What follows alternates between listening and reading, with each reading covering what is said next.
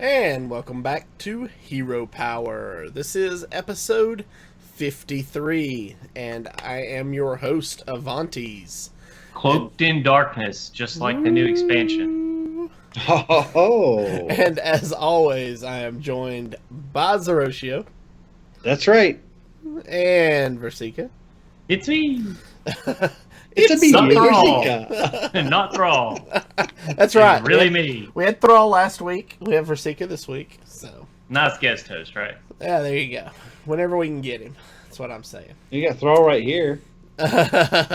Yeah, Pirates versus Ninjas confirmed. I don't think so. No, gonna have to hold off a little longer there, Zeroshio. All right. It'll happen one day. So, before we get started, we've got a lot of good stuff to talk about today. But first, Versika, tell us a little bit about Viforce. So if you've been listening to the show for a while, you know that one of the things that we love about Viforce is that they're always on top of new technology, and they're also on top of trends when pieces and parts for the computers that they currently have go down in price, or when they're replaced by a newer and better model. So this week we received an email from the guys at Viforce saying, "Hey, check it out. We just had 2 new graphics cards pop up, and so we got the news that the Vector is getting its GTX 750 Ti replaced with a GTX 1050, and it's not even going up in price. And then the Momentum is getting the new GTX 1050 Ti, replacing the GTX 960 that was in it, and it may actually even go down in price. I'm not sure. I haven't checked the website yet, but even if it stayed the same, that's a 5% increase in performance. And the best part about it is, and if you guys follow me on Twitter, you know that I'm a big environmental guy. It uses only half the electricity. So it's a better card. It's giving you more power, and it's using less electricity, which to me is just a win. And they do this all the time. And if you get a machine through Viforce, you're going to know that you're getting the latest and the greatest at the best possible price. So I've been saying it for a few weeks now. It's Christmas time's coming up. They've got financing available. Go to the site, check them out, pick out the one you want, and get started on it. I mean, that's great stuff. And I can go ahead and tell you, having looked at computers for the last couple of weeks, you're not going to find a better buy anywhere else on the internet or in a box store. I want to add something. I actually looked up this change in video card because I'm a big video card guy. Video card's very important to me for where I work, so we're always upgrading our video cards. A lot of custom companies are also upgrading their video cards from the GTX 750. It's not uncommon. It's kind of standard right now. They're only upgrading you to 960. Viforce is upgrading you to the 1050. They're jumping a whole series that all the other custom companies are doing for free. They're jumping a whole nother series. You're getting more out of your money for going with Viforce. That's all I got to say. Yep. All right. I even drug Avantes with me to the box store that I'm talking about. I drug him through the computers. Yep. If you've ever been shopping with Avantes, or with me for that matter, you don't want to be a sales guy coming up to us because we do know our stuff. Yeah, So. it's fun for me though. I enjoy it. All right. So before we get into the news, we want to shout out a special thank you to Ringo, one of our great community members. He increased his pledge on Patreon this week, so he can join in our tournament in January. You know what? I'm also going to give a shout out because yesterday I received notice that Mad at Arms had done the same thing. Awesome. Well, everybody's getting ready for our tournament in January. Right. So if you haven't gotten on Patreon yet, get on it. He asked for internet high five, and I gave him. I was going to type high five in, and this little hand icon came up. So I was just like, "Oh, that's cool." So I put it in, and then I realized it looked like a stop hand. Like, stop! Don't give us your money. I'm like, no. I promise. It was high, top in high five, and that's the emoji that comes up. Yeah. So thanks, guys. I'm so looking forward to this tournament in January. It's getting closer and closer. I've actually, unbeknownst to Zeroshio and Versika, I've spent quite a few hours this past weekend working on a mock layout for the tournament. So it's already in progress. The graphics are on their way. I'm super stoked about it and can't wait to see this. So guys, if you haven't done it yet, or if you're still on the fence about joining us, now is the time. We are going to have so much fun this coming year, playing some Hearthstone, giving out some prizes. $5, guys. That's all it is. Come join us and let's rock it. Spoiler alert, one of the graphics is my head on a salt shaker. Oh, that's great. Now I'm going to have to do that. All right. We also got an email, an iTunes review. We got an iTunes review this week. I was like, whoa, an email too? No, we got an iTunes review this week. 5 stars. Hey, that beard's getting thick. Yeah, that's right. So it's a 5-star review from See Me No More 89. It says, Hero Power is a great podcast for the intermediate player. The host's banter is both fun and informative. I really enjoy the different opinion of that the three hosts share. A good show for anyone looking to get into the tournament scene. Thank you so much, See Me. That is great. We love hearing from you guys. We love getting these iTunes reviews, guys. Keep them coming. My favorite part of this iTunes review is, I think this is the third time the witty banter has been referred to the three of us. Do we banter? Is that what we do? Oh yeah. And I promise you, any opinion you get from us is different. Yes. No, it's not. Wait, not different as in. See what I did there? I was talking different in a different way. All right, guys, let's get into the news. So there's news. What this past week? Last Wednesday we talked to you guys about the opening round matches for the top 16 for World Championships. All of that played out this past week while we were off the air, Wednesday through Sunday, and we now have our top 8 for the Hearthstone World Championships. And this is some very high level play. Some fan favorites didn't make it far, but that was just because the competition was so high this year. I don't think anybody played poorly. Yeah, so let's talk about that a little bit. So in Group A, our starting 4 were Handsome Guy, Sidonia, Jason Zhao, and Tice. I think everybody can agree that Tice was probably the fan favorite coming out of that bracket. Yes. Well, when it all shook out, our 2 advancing players were Jason Zhao, undefeated, and Sidonia, coming from the decider match. So Jason and Sidonia moving on from Group A. Our Group B consisted of BB Gun, Naaman, Cheonsu, and Hamster. So, again, I know Versika was a big BB Gun guy coming into this. So was I. Yeah, and, we saw both BB Gun and Naaman go down, with Cheonsu advancing undefeated and Hamster coming in out of the decider match. So that we're going to talk more about these here in a minute. We're just kind of going through the results. Yeah, we're just going to gloss over, but there was some high-level play in this group. Yeah. Then in Group C, we saw Dr. Hippie, Breath, Amnesiac, and Yolsik, with Amnesiac advancing undefeated and Dr. Hippie advancing from the decider match. And then in Group D, we saw Omega Zero, Dahani, Pavel. You had it so good last week. I know. I haven't said it any all week. Dione, yeah. Pavel and Hot Meowth. And out of this, and I'm going to say I'm surprised, because I really was. We saw Hot Meowth advance undefeated, and Pavel advanced from the decider match.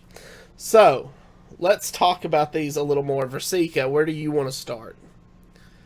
Let's just go ahead and get the elephant out of the room. Let's talk about Tice and his particular bracket. And let's go with Group A then.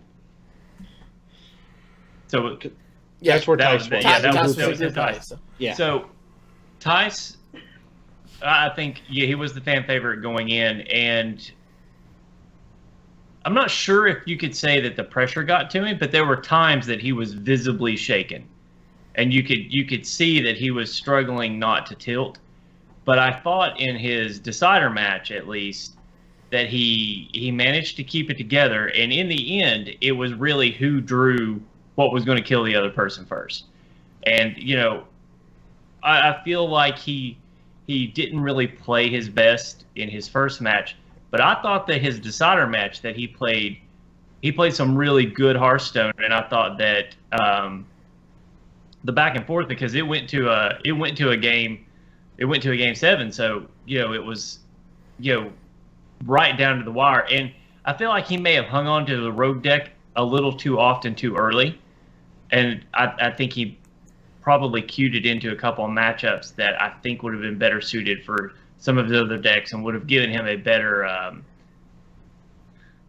would have given him a better overall cushion. But I feel like he was the most comfortable with the rogue, and I felt like going into that decider match, he was looking for things that he was comfortable knowing that his weaker decks he was struggling to play.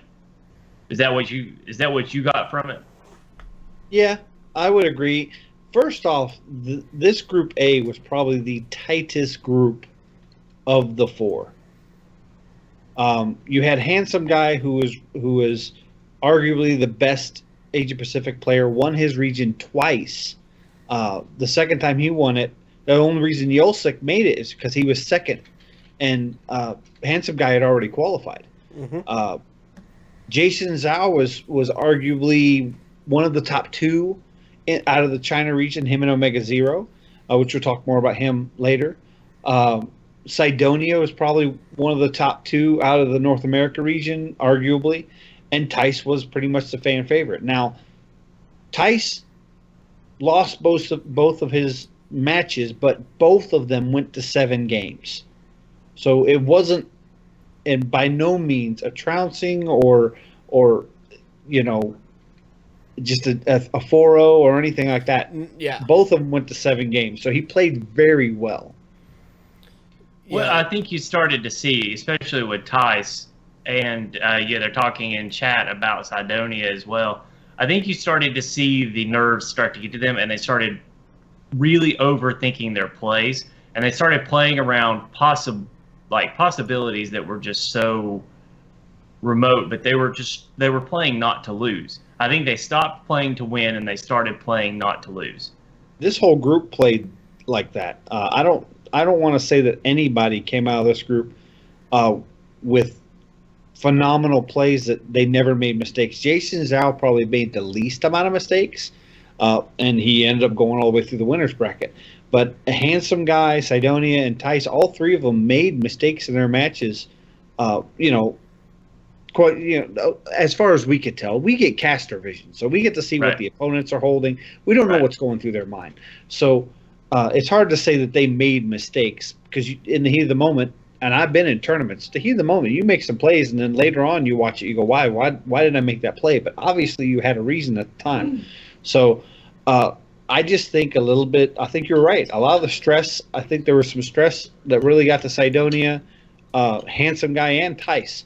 And Jason Zhao didn't seem stressed, but he did make a couple small mistakes. But he played the best out of this group. I want to come back to Hunter, especially when it comes to this group, but we'll do that at the end after we've talked about all of them. Okay.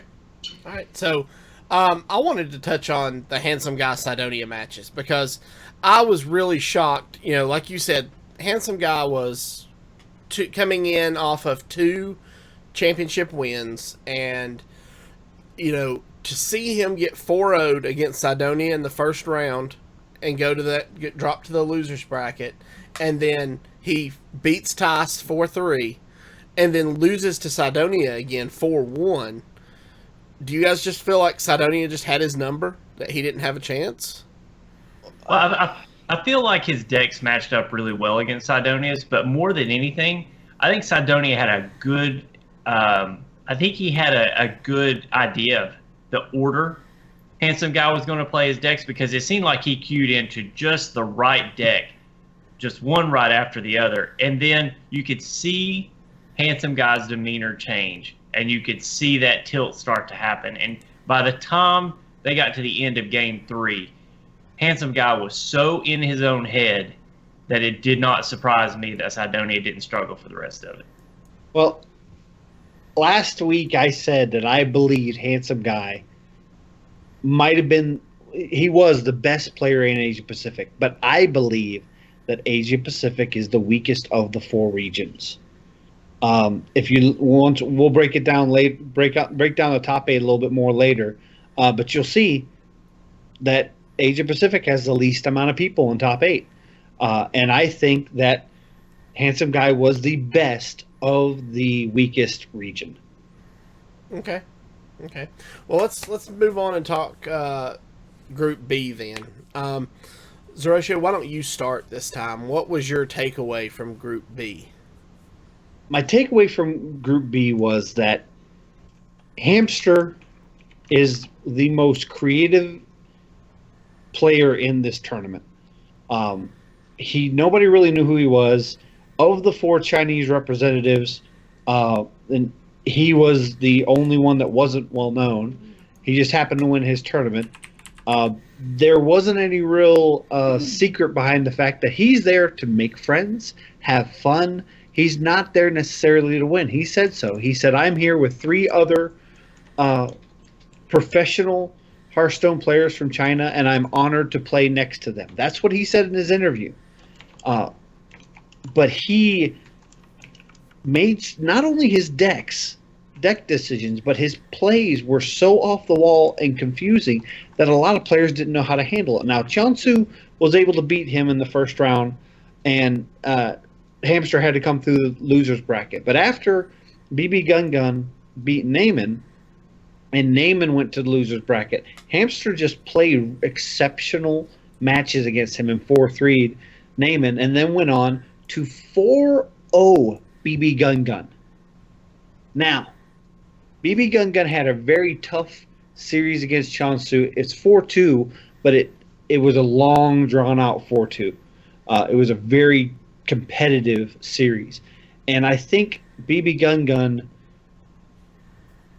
was had his head so much in the past that when you're thinking about how to play against the main decks that are in this tournament, and I want to talk about that later when we get to the top 8, but when main decks in this tournament were Warrior, Shaman, and Druid, and then all of a sudden you have to face Priest and Paladin, and you're already not recovering from your losses against those other classes. It's hard to change up your mindset, and I think Hamster just took advantage of that, like I believe he will in the top 8, and went on to beat BB Gun definitively 4-0. Okay. Versika? I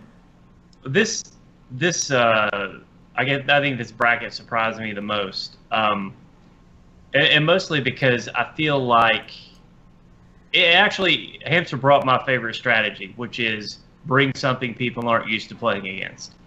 And it worked out well for him. I don't think you can argue with the results. But I do specifically want to talk about Naaman and BB Gun. I'll start with Naaman. I'll start with Naaman. I feel like Naaman. I feel like he didn't grasp the meta in its current state as well as maybe he would have 2 months ago. I feel like he was making plays that we would have played 2 months ago. And the meta has had some subtle shifts since then, and I feel like maybe he didn't catch on, or maybe thought that the players he was playing against would be playing that kind of meta. I'm not sure, but there were a couple of his plays that I was really just kind of scratching my head about. And then he took some gambles. Some of them paid off, some of them didn't. But I mean, you're going to have to gamble to win. That's just when you're playing against talent of that caliber, it's going to happen. Was Naaman the one that made the questionable Yogg plays?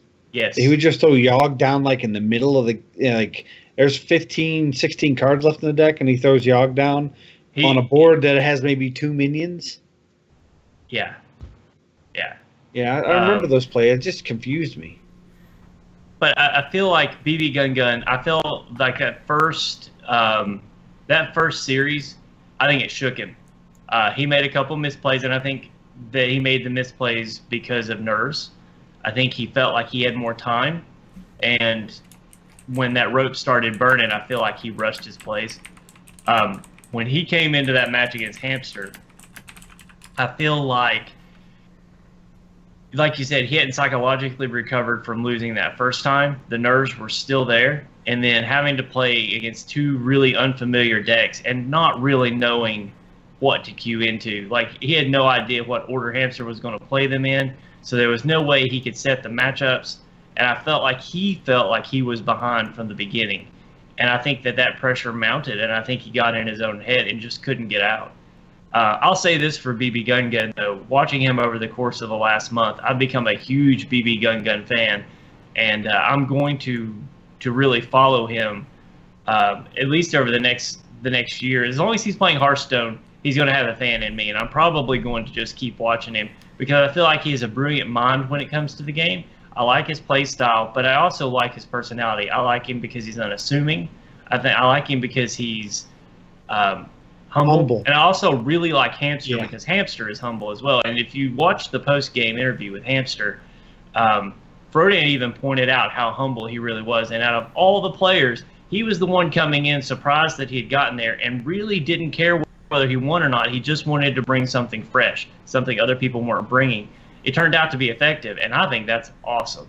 I wish more people would do that. I wish more people would buck the meta and bring something that they feel like they can play and have a shot at, Yeah, Matt at Arms in chat says to remember that BB qualified through last call, so this was his first time on stage. Yeah, and he just finished a series of matches in last call just a few weeks prior. Yeah. So he didn't have a lot of time to prepare and practice and train and get the meta going because the meta changes from tournament to tournament. Now, one thing I wanted to point out is I agree with you. I love how humble some of these players are. Hamster went as far to say when they asked him why he brought Priest to Paladin, he said, "This is BlizzCon. This is the World Championship.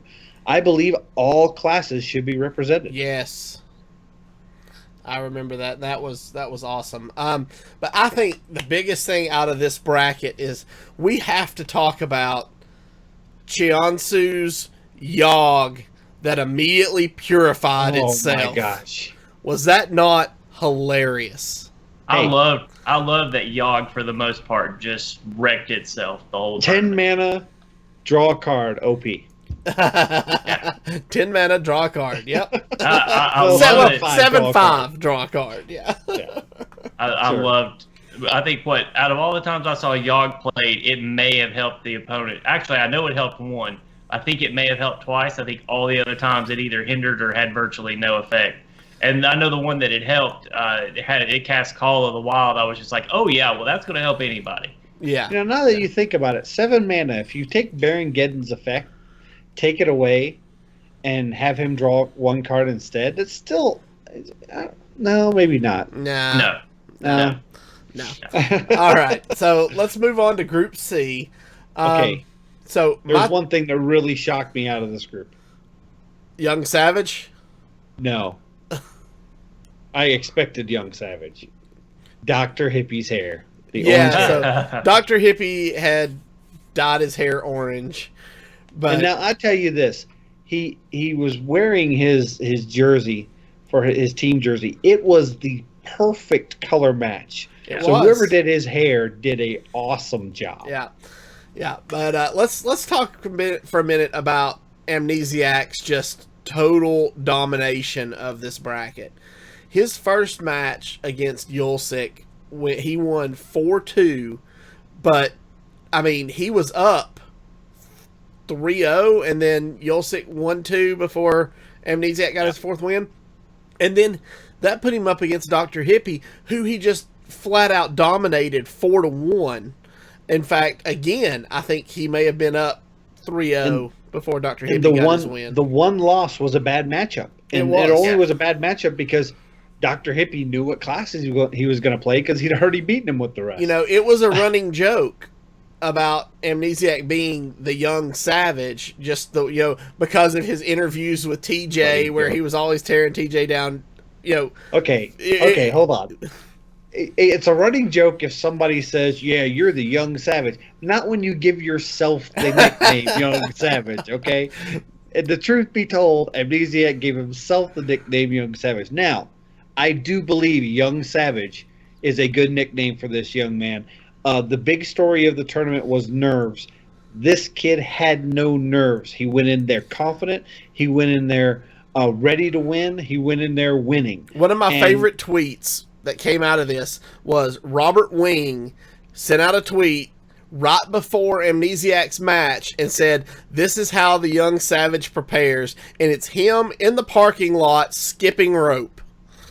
He's out there with a jump rope, going at it like a boxer would, to prepare. Well, he's a multi-sport athlete, and he knows how to get his mind ready for competition. The one thing that's been constant in Hearthstone this year is in tournaments, even when players win, they'll say, "Yeah, I got a lucky draw," or "Yeah, the Yogg landed my way." Amnesiac will always tell you, "I won that game because I'm good at Hearthstone." Okay. Now, I want to part of that is overconfidence, but I believe this kid just has the right mindset for competition. I want to point something out. Mr. Nasty in chat says, when you think about it, is Amnesiac a surprise? He won Winter, didn't he? Yes, he won Winter, which was 10 months ago in a completely different meta. Completely different meta. Yeah. So, I mean... Which is why I didn't pick him. Yeah. Was because he won in a completely different meta. Right. He has not... he probably could have won Spring, which was in May, and that was before Old Gods. So, again, completely different meta. We hadn't seen him. We didn't really see him in the summer prelims. No, I don't think he competed at all. So, yeah. I don't think I saw him in there at all. Prelims had Whispers. Right. Did it? April? Yeah, okay, yeah, you're right, it did. Yeah. So it had just come out, though, because Whispers came out at the end of April. They did an interview with Amnesiac, and it was talking about preparation for BlizzCon, and he said that while he doesn't practice as much as a lot of the other pro players because he does have other obligations, he's in multiple sports, he's in school, he has family obligations. He was 15 years old when he qualified. He just recently turned 16 years old. The kid has a life. Now, he did say, while I don't practice as much, I make sure to practice very hard and on what I need to practice on, which means he surrounds himself with pro players that know the meta. They play the decks that he's going to play in the tournament, and he has a high quality of practice sessions and not necessarily a high quantity of practice sessions. This is a smart way to train because in a lot of sports, right before your actual sporting event, they will limit your number of practices, but during your practice, they're very hard and intense practices, and they're focusing on what you're going to do for that game. So I think his knowledge of other sports helps him in Hearthstone, competitive. I think his biggest advantage is that he's decisive. You see everyone else really taking it to the rope. You see them fretting over plays. You see them hovering over cards. They'll pull it out on the field. You'll see them like mentally counting stuff out. He's very decisive. He knows what he's going to play. He's just checking to make sure there isn't a better option. Going into that turn, he knows what he's going to do. He spends the turn figuring out if there's not a better way to do it. But you don't ever see him go I don't feel like you ever see him go into a turn reactively. Mm-hmm. He's going in with a plan. Yeah, he may modify the plan, but he goes in already with an idea of what he's going to be doing, which already puts him seconds ahead of his opponent. And as the match builds up, those seconds turn into minutes. and then they turn into turns, and then before you know it, you feel like he was the one that stacked the deck on the other side. It's just the further you get into the match, the more dominant he becomes, and I think his decisiveness plays a huge role in that. You see a lot of players with their hands in their heads or their hands like this, watching the screen while their opponent's going, analyzing what's going on, and usually when their turn ends, you'll see kind of a grimace or, kind of cock their head, their eyes move around because they're calculating what to do. You just see stone face on Amnesiac. He staring at the screen, and when you see it's his turn, usually he'll nod like, yep, that's what I expected to happen, and then boom, he'll go through his turn and go on. He's predicting what you're doing, and he's predicting accurately. That's the important thing. Dr. Hippie also did this very well in this round. And the only hang-up Dr. Hippie had was Amnesiac.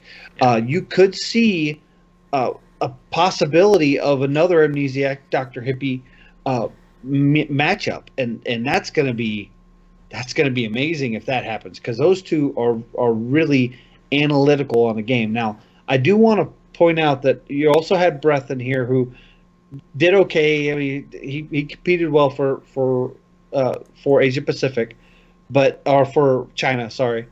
But Yolsik, the little kid from Hong Kong, this kid, he just brought joy to my eyes. I loved watching him play. I really wanted him to beat Dr. Hippie, not because I didn't want Dr. Hippie to do well, but Yolsik, I wanted to pinch his little cheeks. He just was he was just a joy to watch on the screen.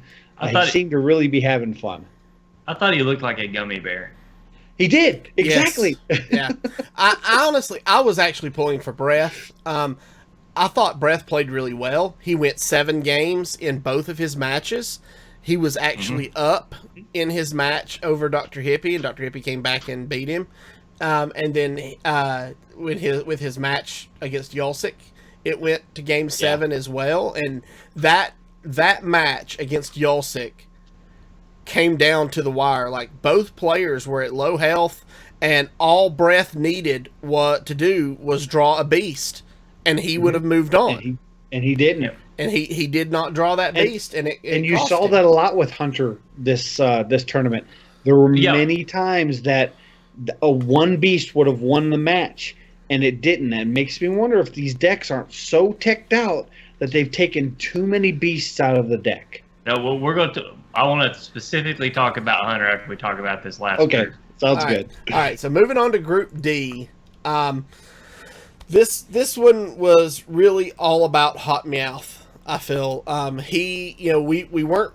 This was the group I think we all were kind of up in the air about, because you had Omega Zero versus Dahani, and you had Pavel versus Hot Meowth, and Hot Meowth comes out of the gate and beats Pavel 4-1, and then he's matched up against Omega Zero, which goes all 7 games. I did not expect him to beat Omega Zero, because I had Omega Zero coming out of this as the winner of the group. So you had Omega Zero drop into the decider game, but before that he had beat Dahani 4-1, which put him up against Pavel, and Pavel pummels him 4-0. And that puts Omega Zero versus Pavel, and this is where I think we need to talk, because Omega Zero immediately goes up 3-0 against Pavel, and then Pavel runs the table on him. So I just want to say, in tournaments, if you can come back and reverse sweep your opponent, you are an exceptional player, just like I did recently in the Hearth Coach Patron tournament in the first round. It takes a lot of mental focus. Okay, so anyway, Rasika, why don't you tell us about that match? Because I know you had Pavel on your alt account, on your Smurf account. Yeah, I actually had no doubt Pavel was going to come out of this match. I was surprised that he wasn't the winner and that Hot Meowth was the runner-up. But actually, those were the two that I had figured would come out of that group. Number one, because I think Hot Meowth plays a great aggressive deck, and I think he plays a good mid-range deck. And right now, the meta is really kind to the mid-range and the aggressive decks. So that doesn't surprise me at all. For Pavel, I feel like Pavel showed why he is a good player. I also think that Pavel, are you rubbing my beard with the pointer? Really? Sorry. It's just squirrel, I can't right? see it on the street. So, Okay, now. thanks, Yvonne. Way to derail me there. But no, I feel like Pavel targeted a particular deck in Omega Zero's lineup, and Omega Zero had he's a great player, and I feel like he knew that was the weakest deck in his group, and Pavel waited for it. And I think that once he got what he wanted, he knew the order he wanted to go in, because the deck decisions as it was pulling away to transition in between matches, if they pulled away on Pavel's side, he already had his deck queued up. He already knew exactly where he was going with it, and he didn't get shaken at all during the last 4 matches. He wasn't shaken at all. It took me till about probably midway through the 3rd match before I figured out what had happened. But anytime you can reverse sweep one of these guys, it's a big deal. But I feel like that was part of the plan. I think Pavel wanted it to happen a little bit earlier, or maybe a little bit more sporadically. And I think he would have liked to have gotten a win against one of the other classes and not had it go down to just his target deck. But I think a lot of these players targeted a specific class. They were going to ban one, and then they targeted the other. And I think that the players knew. I mean, it was Tempo Mage. Tempo Mage was targeted. Control Warrior was targeted. And Mid-Range Shaman was targeted. And, depending on which one you targeted, depended on how you really played the 4 decks that you had. And I feel like Pavel made a very good decision in the deck that he targeted. Yeah, I want to bring up that Dione, while he qualified for BlizzCon, he really is a streaming personality, and he came out of the Asia Pacific group. And again, I believe it is the weakest group out of them. Out of all of the regions, they just perform, the worst. I think Yolsik performed the best, other than the one Asia Pacific player that went on to the top 8. Yolsik was the best of those that didn't qualify, and I don't know. I think Omega Zero was able to easily get past Dione, and I think he let his guard down against Hotmouth. And then Pavel, I'm going to disagree with you here. You say he wasn't shaken. You could see on camera this kid was visibly shaken, but he kept his composure. He kept his mindset. I'm sure there was a bunch of hair on the desk from him rubbing it and grabbing it through his hands through his hair, because he was stressed out. But he conquered that stress and was able to reverse sweep Omega Zero, which I was counting Pavel out. I didn't think he was as good as he actually is. He's going to be probably one of my favorite European players to watch. Have you watched him stream? I mean, I watch him stream, and he constantly rubs his head like that. Is that how he is all the time? It's like a tick almost. It's like a comfort tick. It's almost like it's his blanket. I'm going to rub my hair. He pets his hair to bring him comfort. Oh, then okay. maybe it's just what he seriously does. It's very Kalinto-esque in the way that he. If you ever see Kalinto's hands, it's usually in his hair. It's the same thing with Pavel. It must be a Russian thing. Now, Man at Arms brings up in chat, he says, I really think Pavel is just as good as Amnesiac. I absolutely 100% agree. I'm going to agree, but I'm also going to say I think everybody in the top 8 is as good as Amnesiac. Just Amnesiac knows how to handle that competitive stress better.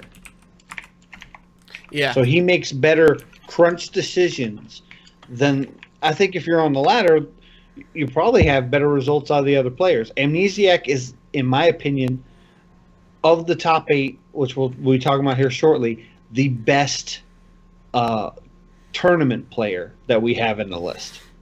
In fact, I actually found Pavel because I watched Kalinto's stream. And Pavel, he hosts Pavel from time to time, or Pavel hosted him or something. I forget he hosts Pavel. which one. I forget which one was hosting which, but I was just like, oh, this guy's really good. And then I found out that he was as young as Amnesiac. I'm like, I'm watching this guy. Gotcha. And so I've got And he does not like six being people. compared to Amnesiac. He does not. No, you can tell. You can tell that he does. And neither does George C. No. George None of C them is do. young too. Yeah. But you Yeah. can tell George C. It really rubs George C. the wrong way too. Yeah.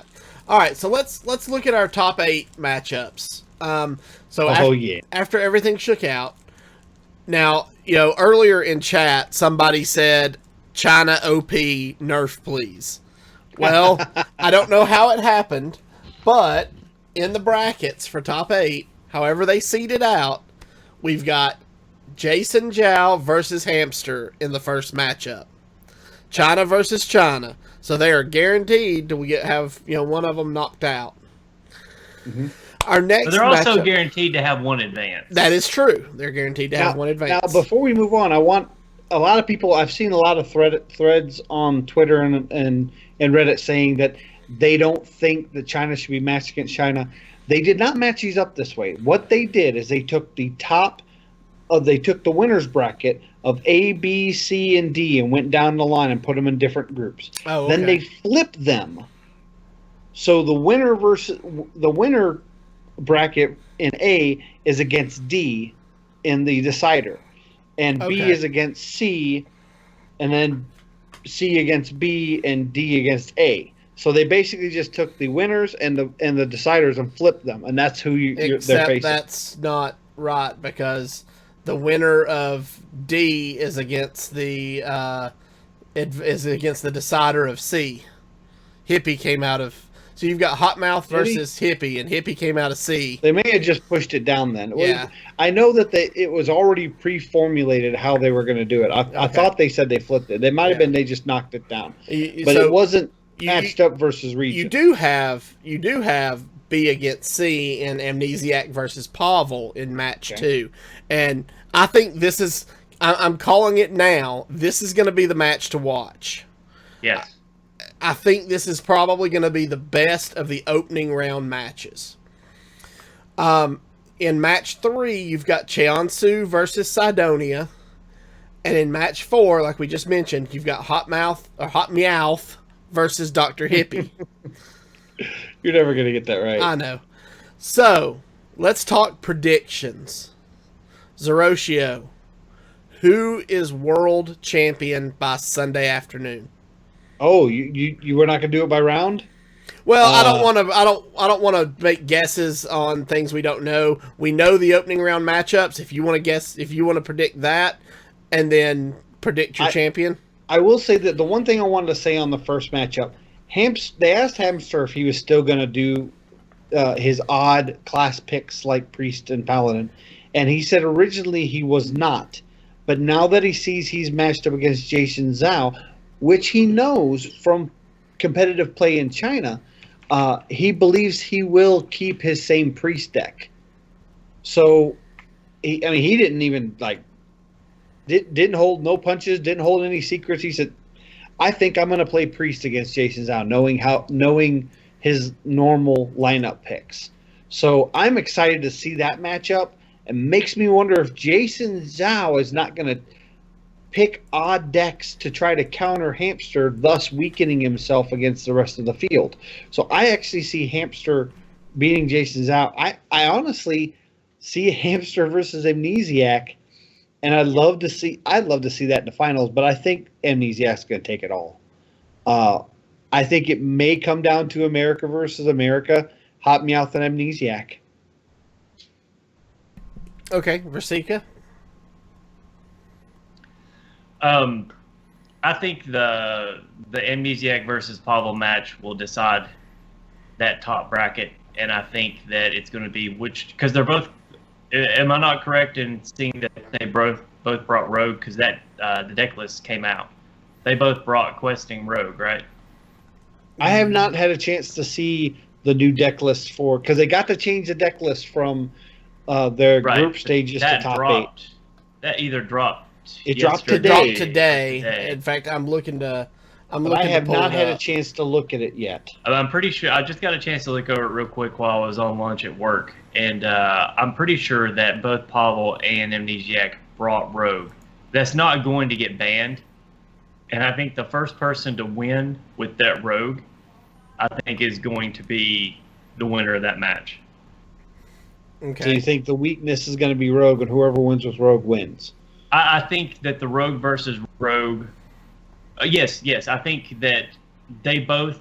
I think Rogue is at an unusual place in the meta, and I think that since they're both very good Rogue players, they're both very good at playing against Rogue. And I think whichever one manages to squeak out the win without losing the least amount of games on their Rogue is going to end up winning the match. I think Rogue could be a handicap for both of them, even though they're both exceptional Rogue players. I feel like the matchups aren't quite there. Yeah, because one of them is Miracle Rogue, and one of them is Malagos Rogue.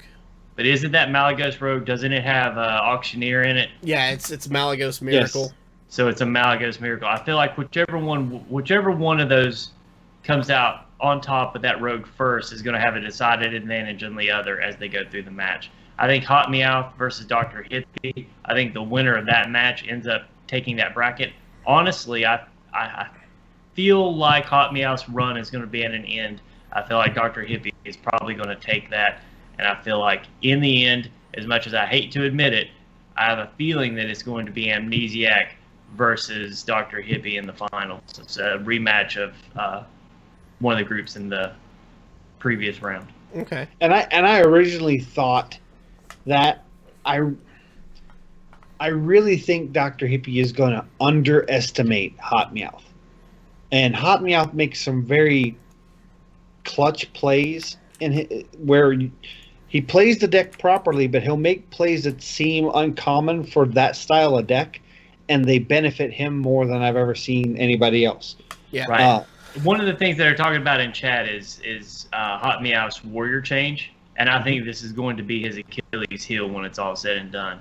And the reason why I think that is because I think now you don't have to worry about banning that warrior. So now you can ban one of his other decks, maybe one that you don't feel lines up as well with your lineup, and you can really prey on the weaknesses of that warrior deck. Yeah, so let's talk about this real quick. So there were some big deck changes prior to the deadline. So the biggest and most interesting, as you just said, was Hot Meowth dropping Cthulhu Warrior and bringing Blood Warrior.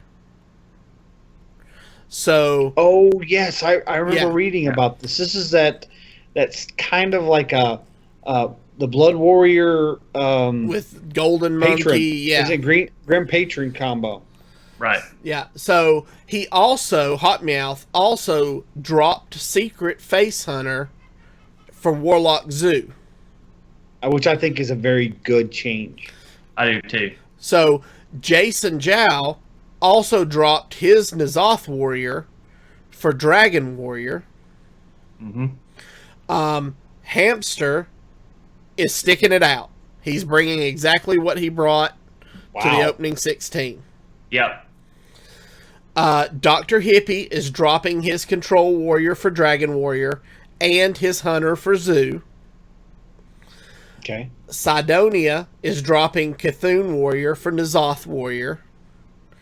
Cheonsu is bringing Tempo Mage instead of his Secret Hunter. And Amnesiac dropped his Warrior altogether and is not even bringing a Warrior class and is instead bringing Zoo. He also changed his aggro his Secret Face Hunter and is now playing a mid-range Hunter. So let's segue that real quick. I know when we first started this, I said I wanted to talk about Hunter at the end. And we're starting to see that new aggro, the Secret Hunter, play out on the ladder.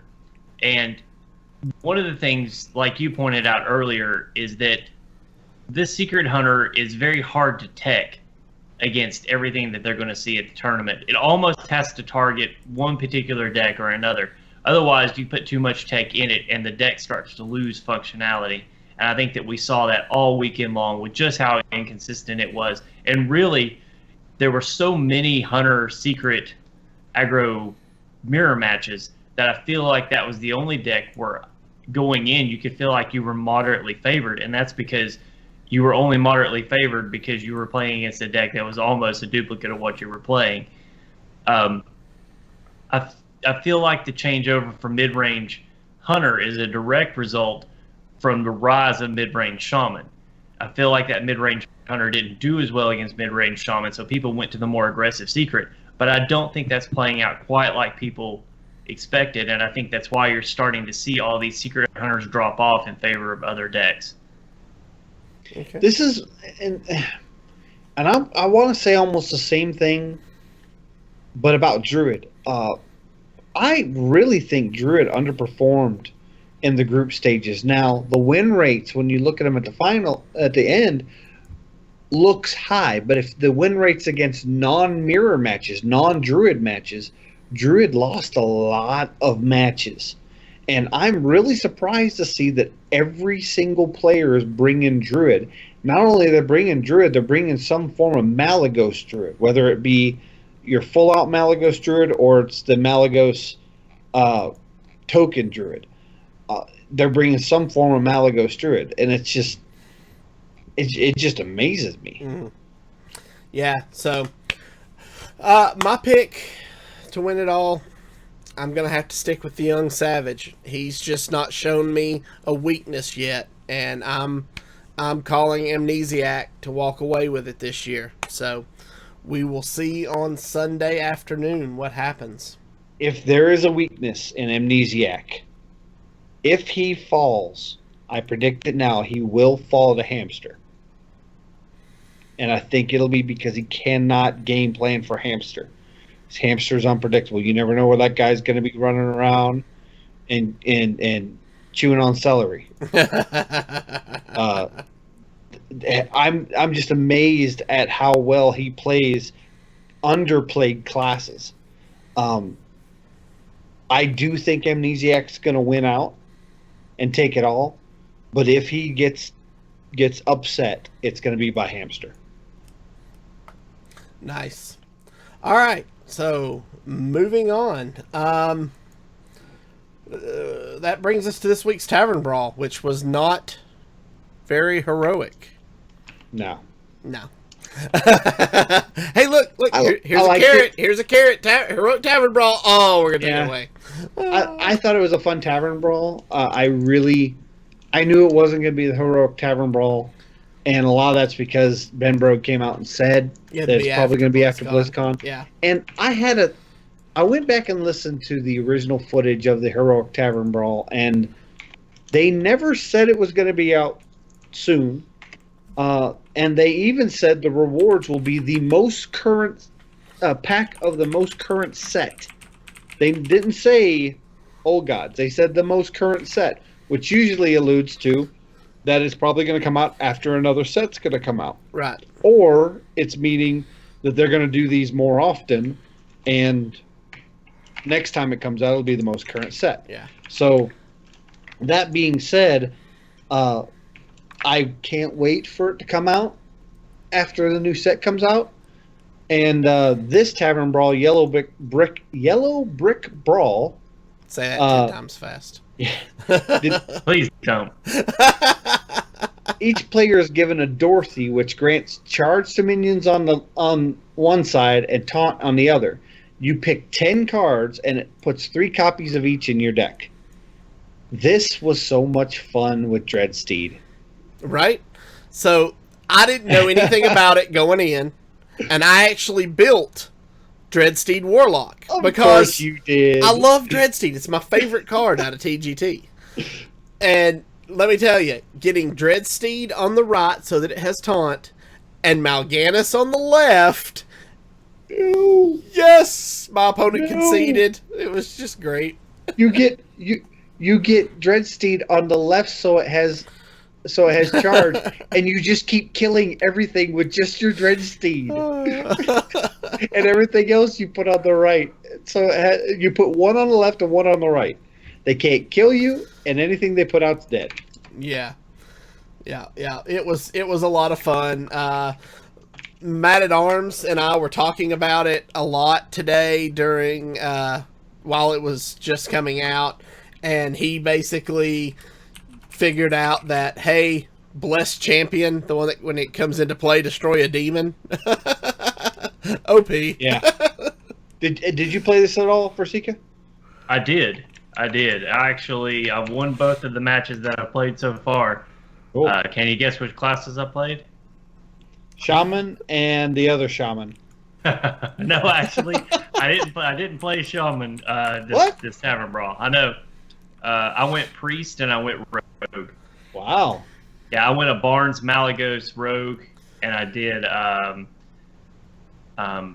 Ultra Control Priest, and I won both of them pretty handily. Mass Dispel rules this Tavern Brawl. So I put Fugue and Stalag in mine, and Barnes, and Dreadsteed, and Malcazar. Yeah. Just nothing but anything you put on, things came back bigger. It was crazy. It was a fun Tavern Brawl. But now, before we get on to the deck analysis, I know we talked a lot about the BlizzCon Championships coming up. Real quick, what are you guys expecting or want to have announced about Hearthstone at BlizzCon? Go ahead, Vontaze. I want to hear this. Make Priest great again. I think it's going to happen. That's happening regardless. I want a 4-mana 1/1 that comes back every time it dies. I don't care what class. There's been lots of teases of these Gadget Saying Gazette, and we found traces that GadgetSand.com is happening. So I think it's going to be around Gadget Sand. There have been a lot of kind of ties to maybe stuff that could be leaning towards Titan, and also the Shadowpan and Pandaria stuff. So I'm wondering if they're going to use this end of the year expansion as a way to bridge to the next expansion that's going to come out. Maybe it'll be about Pandaria. I'm not sure. What really kind of keys me in is they delayed the Half Hill card back, which came out this month. Mm-hmm. And there are a lot of ties in this Gadget Saying Gazette teasers with Madame Goya and possibly the Shadowpan out of Pandaria. So I wonder if there isn't going to be a tie-in to... they also referenced a lot of jade being stolen out of museums, which jade is customarily tied to the jade spirit in Pandaria. Yep. So I don't know. Maybe we're bridging a gap to a Pandaria expansion beginning of next year. But I think we are going to have something Gadget Stand related, and I think it's going to be kind of like it's going to have a story wrapped around it, and I'm excited for it. Yeah, I'm very excited. I actually agree with Chad. I would like to see some changes to the current arena format. I would really like playing arena, and I feel like the current format is very. Well, I feel like it's unbalanced. I would like to see some ideas, or at least just hear that they're working on it. You know, they've said that they're not happy with the current ladder system and that they're working on changes. That makes me happy. If they hadn't already said that, that would have been what I wanted to hear from BlizzCon. But they've already said that they're doing that. But I would like for all the game modes to have some appeal to pretty much everybody, and I think that arena right now is the most unbalanced of the three. Yeah, I'd like to see some kind of format changes, maybe something in the way of a tournament format in the game, and I don't mean for tournament organizers, but something like a constructed version of arena, like the Heroic Brawl is simulating. Now, another thing that would be neat, and Newman Centipede, in chat mentions a Pandera hero. Maybe this is a tease for Madame Goya as a new rogue hero? That would be interesting. Maybe, but what are we going to have to do for this one? Stand on our head on camera?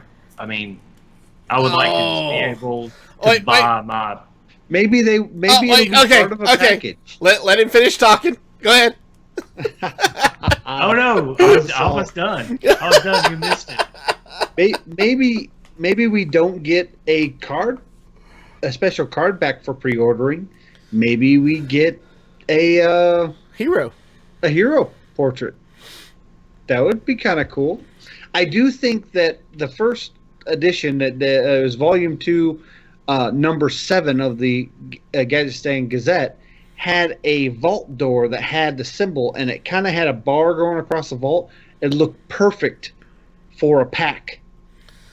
For like, when you're opening your packs and they burst open. I think it looked perfect for that pack in the shop.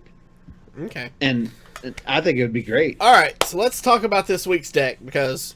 Real quick, I know they said Maeve is the leaked rogue hero, and I know you talked about the Pandaren being rogue. I think that Vanessa Van Cleef would make a tremendous rogue portrait. Oh. The interactions that she would have with Defias and Edwin when he came into play, I think that would just be hilarious. I would love that. All right. I don't like playing rogue, but I would buy her in a heartbeat. All right. So we were talking about making Priest great again, and who has done that but Hamster? So let's talk about Hamster's Control Priest that he is bringing to BlizzCon, because this deck saw a lot of play and a lot of people were pleased that he brought it. I was one of them.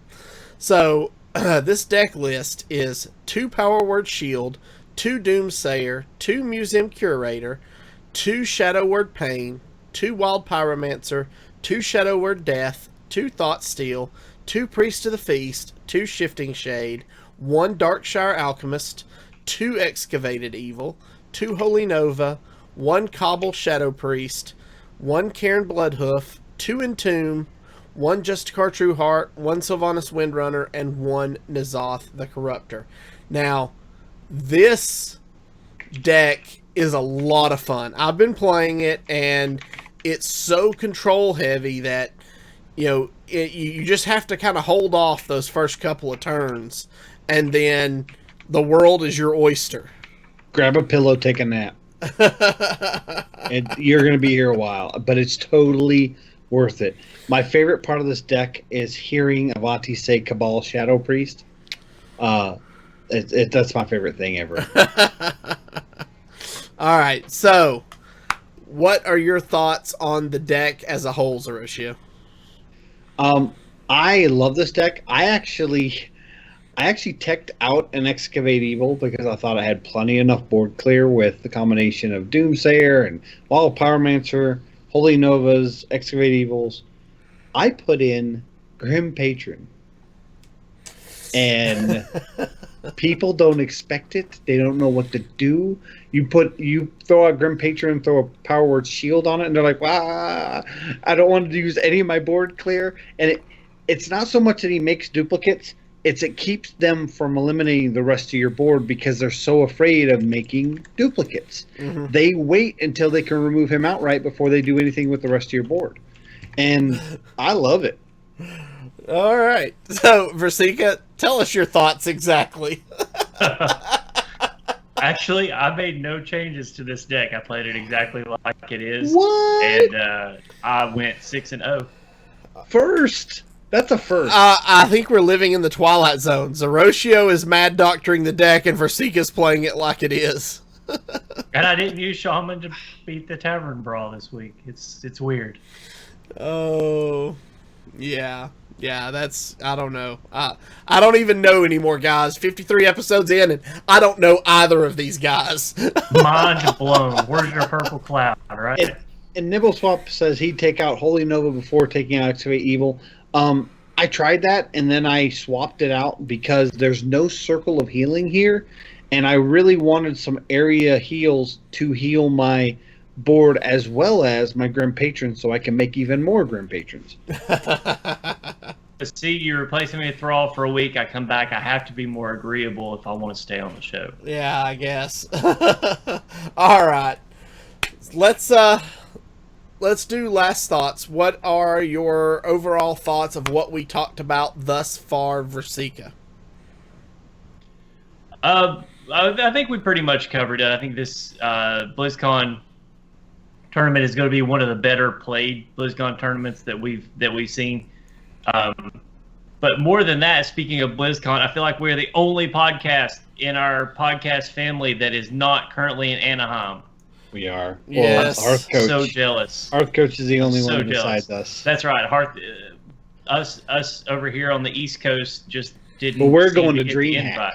But we are going to DreamHack. So that we do have that going on. But seriously, for all of our fellow podcasters that are out there, friends of the show, I know we got Coin Conceit out there. We've got Well Met out there. We've got 1600 Dust out there. We've got Legend of the Innkeeper that I know landed today. Just be safe. Have a good time. Be safe. And send lots of photos. I want my Twitter feed blowing up with photos from BlizzCon. All right, Zeroshio. Enjoy BlizzCon. If you're not able to go out to BlizzCon, I really suggest getting the virtual ticket. I get it every year. I actually got the goodie bag box this year and got my wonderful Stein, which I think is totally worth all the money I spent for it. Take some time. I'm actually leaving work early Friday to come home, get relaxed, and watch the opening ceremonies because there's going to be a lot of Hearthstone panels, but they're going to announce what's new at the opening ceremonies. Chris Metzon's not there this year. He's not going to be part of BlizzCon. Ben Brode is not there this year. He is at home with his second child who was just born, so he will not be going to BlizzCon. So you're going to be seeing some new faces, some new announcers, some new casters, new personalities, and I'm really excited for all the new news to be brought out by new members of Blizzard or parts of Blizzard that normally don't get a lot of spotlight. And Saturday night, Weird Al Yankovic is the closing act. Best BlizzCon ever. Calling it now. All right, guys. That is going to do it for us this week. If you're joining us on Twitch or YouTube, stay where you are. Don't leave. We've got the live play portion of the show coming up. If you are listening via the audio podcast, we'd like to thank you for joining us at this time. Remember, you can follow us on Twitter at HeroPower_cast. You can find all of our past episodes on YouTube at youtube.com/ECMMOgamers or on our website at HeroPowerHS.com. And if you enjoy the show, you can help to support and improve it and take part in the Hero Power Hearthstone Invitational Tournament starting in January by becoming a Patreon at patreon.com/HeroPower. As always, guys, we'll see you again next week. And don't forget to use your hero power. All right. Well, while we get this set up to play this Hamster Control Priest for Sika, why don't you tell us a little more about Viforce? All right, so we talked at the beginning of the show about the upgraded graphics cards. So let's just go ahead and concentrate on those two models. So for the Vector, they upgraded the graphics card to the GTX 1050. So that means for the paltry price of $600, you get a 4.2 gigahertz quad-core processor, the GeForce GTX 1050, 4 gigs of RAM, a terabyte hard drive, and Windows 10. $600, guys. That's a pretty good gaming system for just $600. Then we go to I think is an amazing value in the Momentum. It's a 3.3 gigahertz 8-core processor. Now features the GeForce GTX 1050 Ti graphics card, 8 gigabytes of RAM, a terabyte hard drive, and Windows 10. And that's only $800. And remember, guys, they will finance 60 days, same as cash, or 6 months, same as cash. And guys, like I said at the beginning of the show, Avantes and I, we went to a box store. We looked at these things. We looked at the competition. You cannot beat this price. And like Zeroshio said at the top of the show, everybody else, they're upgrading to just the next level of graphics card. Viforce is taking you, at least in the Vector, they're taking you one step higher than that for the same price. You can't beat it. So do your Christmas shopping now, Viforce.com, or go to HeroPowerHS.com. Click on the Viforce link. It'll take you there. If you got any questions, click on the Contact Us, or if you want to build your own PC, make modifications to these, click on the build the PC. A few easy questions will get you started, and the guys at Viforce will take care of you.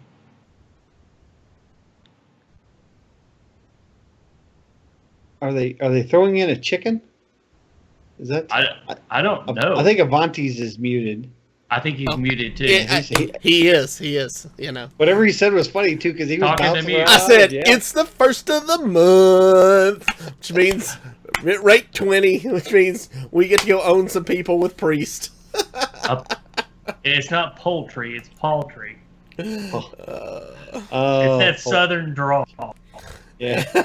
It's that the charming lazy southern elves. drawl. The lazy L's and the lazy R's. The southern drawl, and it Notice has how it's 3 not L's. lazy R's.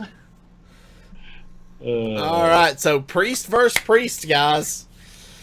Hope you brought a sandwich. We could be here a while. All right. Sandwiches. So obviously we're gonna throw back N'Zoth and probably the Holy Nova and keep shifting shade. Where are you? There you are. I like the Got it. shifting shade. A shifting shade messes people up. All your egos are eternal. All right, so we're gonna throw back Holy Nova and N'Zoth, keeping shifting shade. I don't And know we how draw much fun it'll into be in the mirror match. Power Word Shield and Entomb. Okay. Oh, our opponent's running Malkazar. I'm seeing Malkazar in a lot of decks around rank 20 and 19. Yes. Honestly, I'm playing on the EU server, and it's one of my better cards, so I'm running it a lot in a lot of my decks. So here, I think the play is the BM face heal. Anybody disagree? His face, not yours. Yes. Yeah. Yes. And since this is priest versus priest, that sandwich, you might as well just make it a meal. All right. Oh, this Here's is the Resurrect best. Priest. This guy watched our show a few weeks ago and is playing Resurrect Priest. All right, so I think we just trot out the Curator here. Yeah. All Who was right. really the MVP of this deck. Yeah, so our options are Runic Egg, Skeleton Knight, and Zealous Initiate. Anybody else besides me thinking Skeleton Knight's the only option? I think it's the only option. Yeah, I like it. And really, with N'Zoth in the deck, you might get him a few times. That's true. That's very true. All right, so now I think we just pass. Yeah. Okay. The Power Word Shield is just going to trade evenly. It's better to use it with something like Priest of the Feast. Get Yeah. some healing. Or throw it on the Shade and make it a 4/5. That's valid as well. I think that just makes this shade a bigger Entomb target. It's already an Entomb target, but I feel like that makes it a pretty big one. Well, what keeps it from being too much of an Entomb target is getting it out at turn 4. Mm-hmm. So he has to get rid of it other than Entomb instead of waiting until turn 6. Right. I think it. Yeah, I think chat's right. It's best on the pyro. Yeah, or Feast. Yeah. Yeah. All right, so trotting out the Shifting Shade here, or do you guys see something else? I would shifting. Yeah. He's just gonna heal the Blade Master and run it into it. Okay. That's fine, but that gives us more tools. I would have almost been tempted to just, since we're at 30 health, to go ahead and play the Museum Curator, because as the game goes on, that value is going to decrease. Okay. All right. We can And do that's that. valid too. Yeah.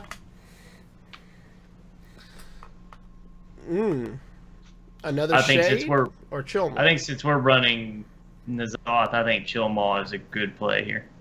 You're not going to get the effect, but it's still a 6/6 taunt that's going to come back with N'Zoth. Okay. And then Intern? Oh, well, you got to heal his face again. Oh, okay. Yeah. There we go. Oh, ooh, my spectator hesitated, and I thought you healed his 4/4. What? Oh, there's Wait. there's a silenced eerie statue. What? What? He silenced it. What? Yeah, he silenced the think- eerie statue so it can attack. Oh, I I think understand that. I just don't. I think he should have done it so quickly. I think this is when you shade. Okay. Yeah. Should I power word shield it as well?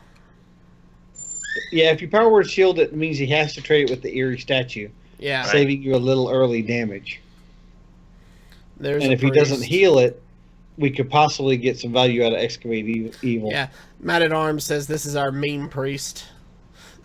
Yeah, I mean, I'm okay with him silencing the eerie statue. That's a power word tentacles. I just think he should have waited to the next turn to silence it, because if we had Shadow Word Death, that's when you death it. Yeah. All right, so it's not looking pretty here. Should we trot out the skeleton knot? It can kill something. Yeah. Either one. So this may be the time he entombs. Yeah. Yeah, it's turn 6 for him, so if he entombs it, there's just not a lot we can do. Of course, if he just goes face, it puts us on the clock. Right. I think if I were him, I would go face. Make us trade the night.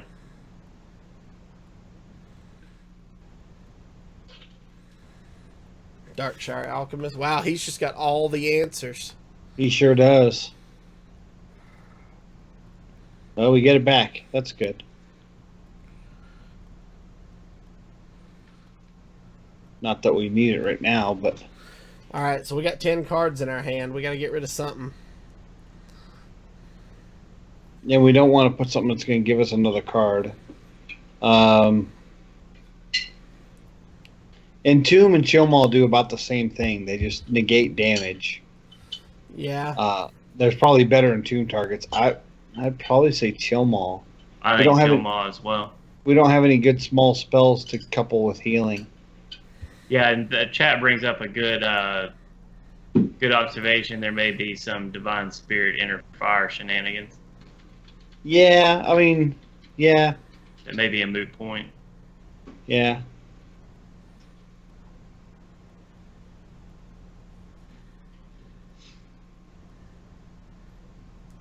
So the picture on Thoughtsteel, is that a picture of Pavel from this weekend? Was that him? Is it? Yeah. Yeah, exactly. Really? Wow. Getting some mouth at 20. Yeah. Yeah. I like seeing some of the decks that are down here though, because you get some really weird tech. All right. Let's see what we can do in game 2.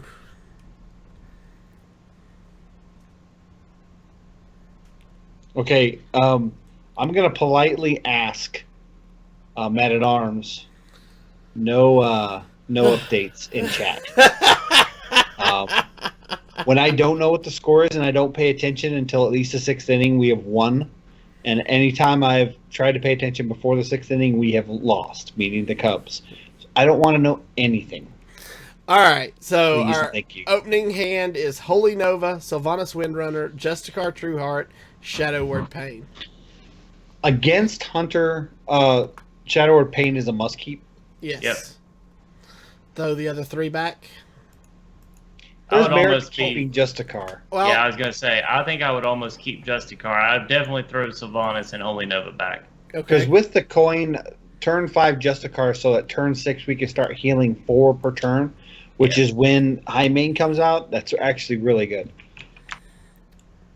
That's The good. music We drew curator. into Museum Curator and Shifting Shade. Those are really good cards in this matchup. Yep. All right. So we're passing turn 1. No Fiery Bat means probably Secret Hunter. There's Oh. a King's Elec. Oh, Giant Sandworm. I have gonna been be seeing mid-range. Giant Sandworm in teched into mid range often, just one of usually.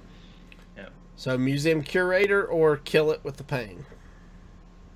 I don't think we're worried about a Houndmaster yet. Okay.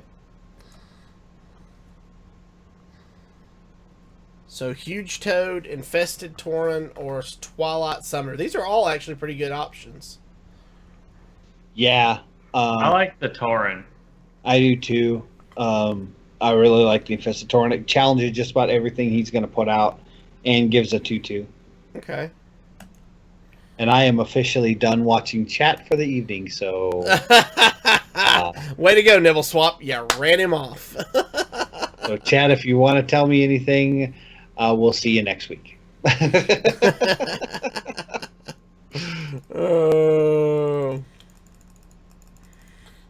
This is for those that are watching on YouTube on the download. They didn't say anything bad. It's just they're talking about the World Series, and I'd rather not know because I want my Cubs to win. All right. So so I think this changes things. Yeah. I think we can start applying pressure, and I think we coin out a shade here. Coin out a shade. Okay, now, do we coin out the shade, or do we coin out the Infested Tauren possibly to play around Snipe? That's why I was putting out the shade. So then we at least Well, the get shade a doesn't card. give us any board pressure; it just gives us card. Where the Infested Tauren will leave us a 2/2, which contests the Elec. It does, but then that gets we're not. Do we run in the exactly Museum rolling Curator in to taunt. test first? Do we want to go to face with Museum Curator to test first? Sure. It's Okay, so- more than likely Snipe. Snipe or Cat in the Hat? Yeah. Or Hat Trick? Hat Trick. Well, then we can coin and figure that out. Yep. We're going to play one of them. You may as A well coin? coin. It's No Snipe. secret? So which one are we It's going to playing? be Snap. Shifting I don't Shade? care. Your call, Versika. Just do the Tauren. Okay, it's then not. it's Snake Trap. It is Snake Trap. It's misdirection. It's Think so? misdirection? Yep. Wouldn't misdirection have triggered when we attacked? Oh, Yeah, it no, would've. you're right. You're It right. would So have.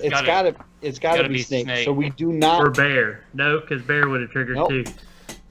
I think we go to face with the slime and we go ahead and Shadow Word Actually, Paint. it could be Dart Trap.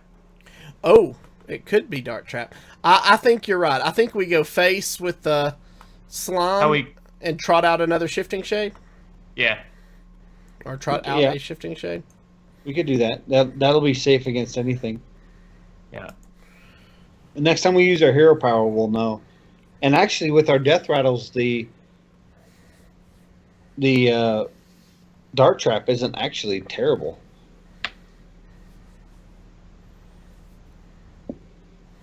And there's the Doomsayer. Interesting. Do we Shadow Word Pain that? No. I say we. I think we trot that slime in so that the Doomsayer takes out the snakes. If it is the snake trap.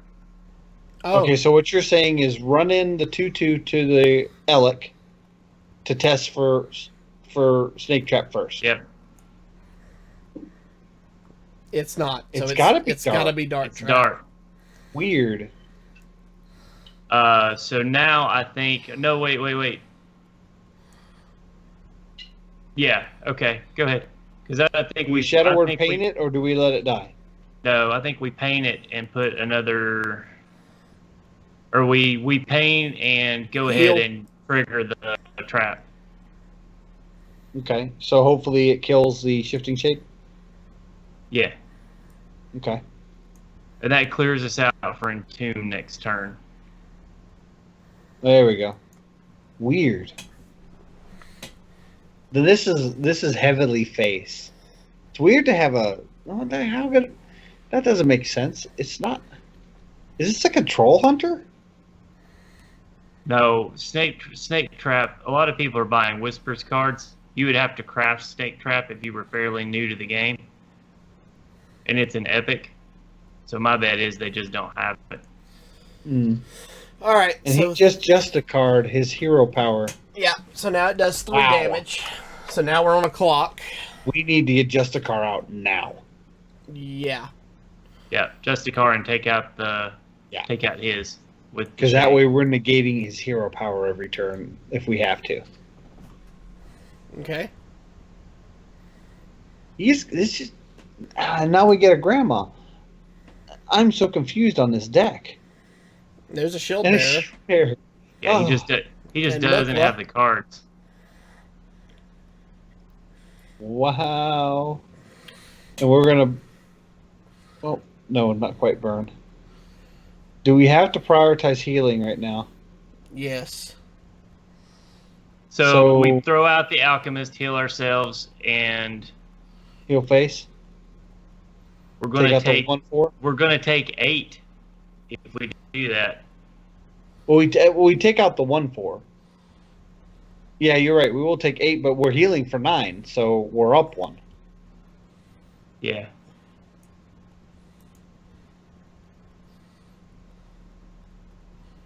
Yeah, and then take out the 1/4, and then Which is- heal face. Usually more value than you get out of Justicar. You usually only get 1 trade. Right. Yeah. He's not going to Mukla. He's going to hit face. I think you're right. There's a sandworm. That's we his will board entomb clear. That. Oh, maybe he will take out. He's deciding. Hey, he took out the. That's actually good for us. That is good Yeah. for us because that That was gives a us. misplay on his part. So now, I like entombing the sandworm and healing face. What do you think, Rasika? I like Sylvanas, heal face, clear the shield master. okay.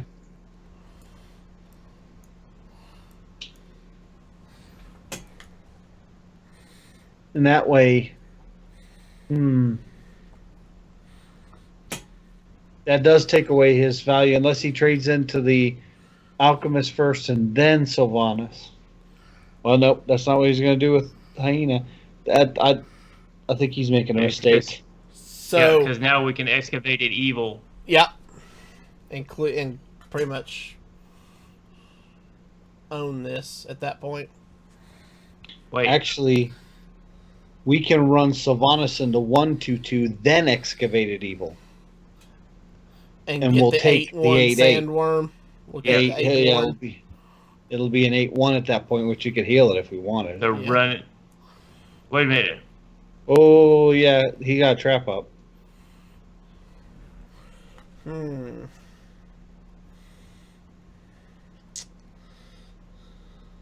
I think that changes things.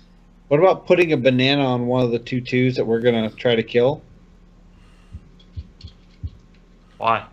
to test for cat trick?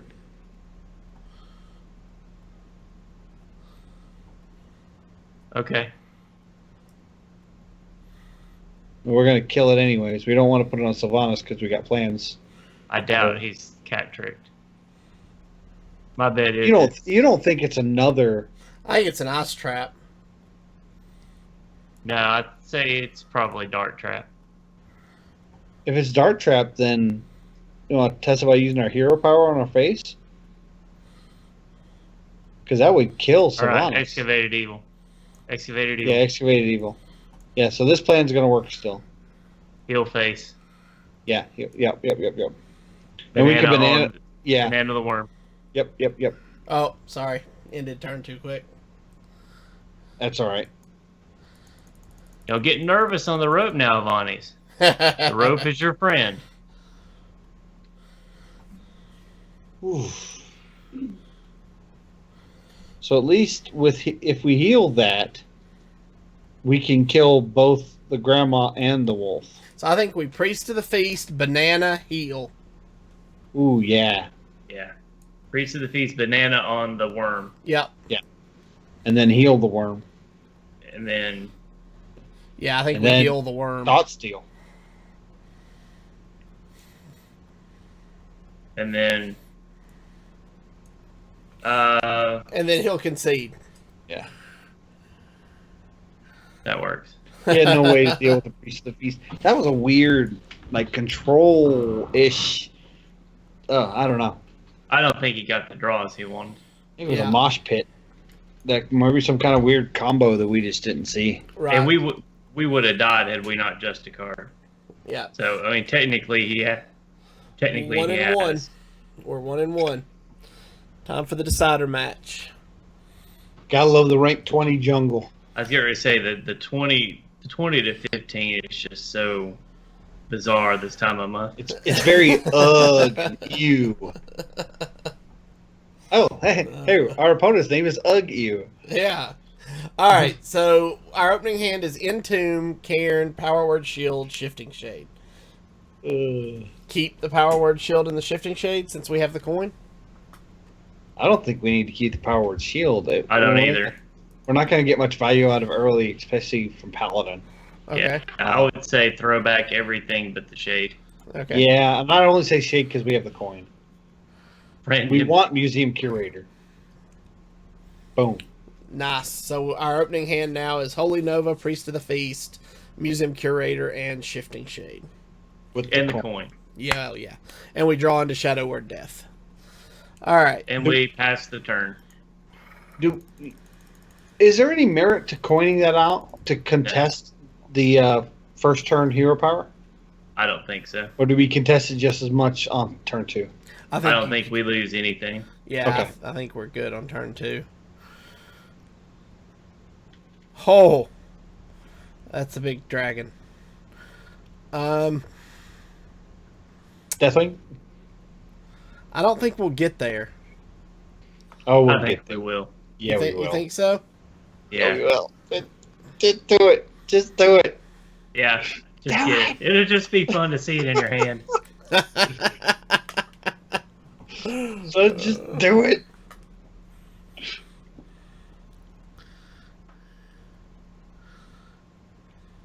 So he's going face. All right. So coin Shifting Shade here and kill one of the 1/1s? I don't think so. I think we just go ahead and kill one of the 1/1s. And heal Heal our face. Heal our face or heal our guy? You can heal either one. Yeah. I don't Yeah. think it matters. Yeah, I I don't think you think it heal the matters. dude. Yeah. We need to save the coin for Pyro or Priest of the Feast, but probably Pyro. Yeah, see, he's wasting the True Silver Champion. He probably has an Outdoor Peacekeeper he wished he could have used. And that's why I didn't think it would matter. Right. Yeah. Turn 4, you're almost always going to get a True Silver. So what do you think about Priest of the Feast here since he can't kill it with both? I don't think we're going to be rushing for healing later, so I like that. But there's merit. The problem with Shifting Shade is we're currently at 9 cards in our hand, which will be at 8. He'll put us back to 9 with Shifting Shade. So we got to be careful with hand size until we use the coin. If we get into a bad spot, we can. I mean, we're going to Excavate Evil next turn, Holy Nova next turn, or we can coin out the Cabal Shadow Priest if we get into trouble. I don't think there's any problem in playing the Shade this turn. I think Priest is going to end up getting cleared by some other thing. If he's playing Control, he can just swap Pyro something into it and it dies. So. Nibble Swap in chat agrees with the Shade play, so that's what we're going to do.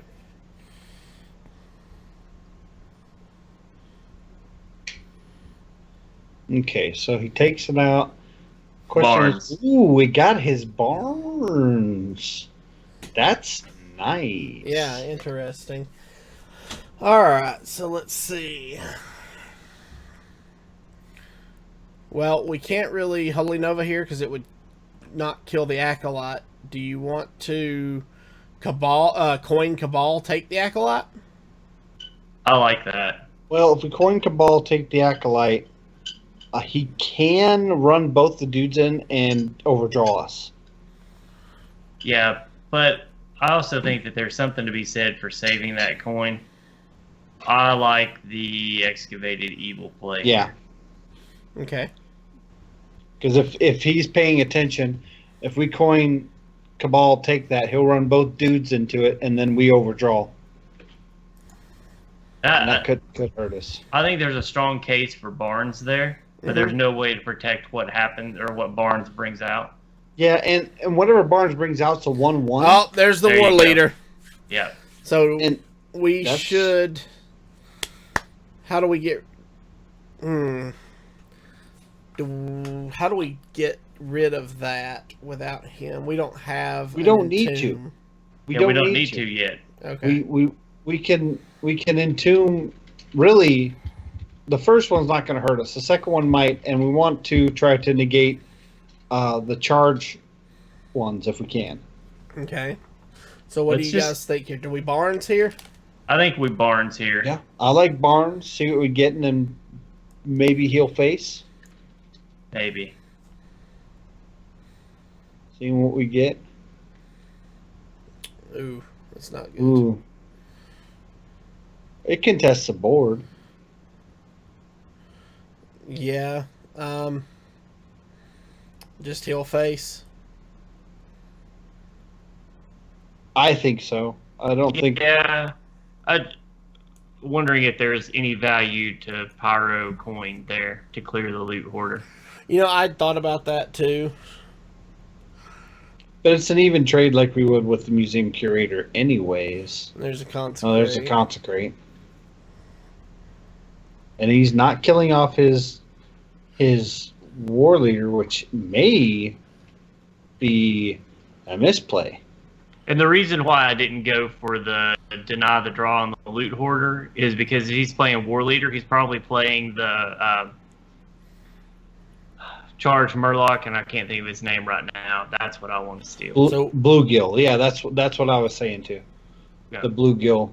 We're talking about the want to Bluegill. steal the Bluegill. Yeah. We could clear the board here with Wild Pyro Holy Nova.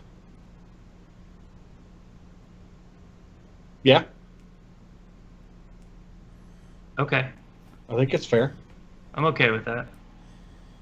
And it gets 2 cards out of our hand, which we're starting to get kind of heavy.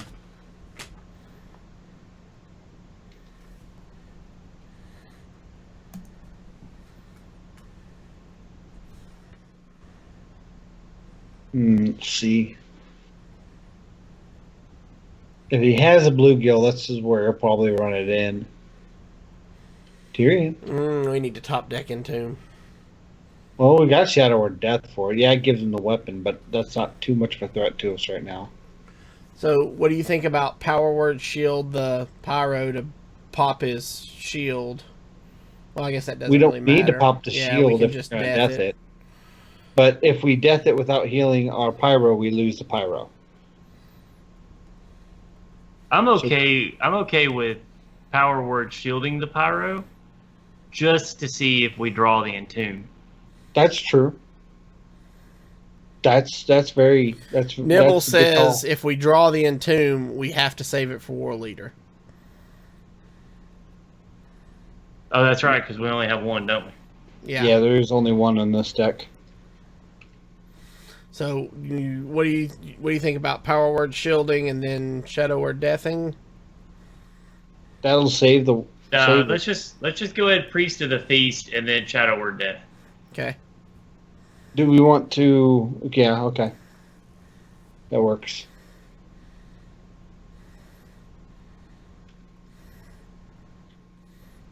I think that's good. That way, that Priest of the Feast is basically a taunt minion. Yeah. Yeah. He'll use a charge of the weapon. That saves us 5 damage. Yeah. That's a good call. There's I like it. Ragnaros. I would love to Shifting Shade and get an Aldor Peacekeeper. Steal that.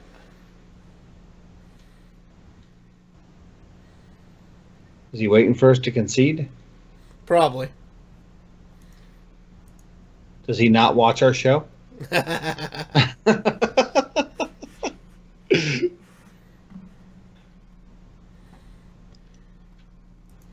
Wow. This is like epic level of BM. Right.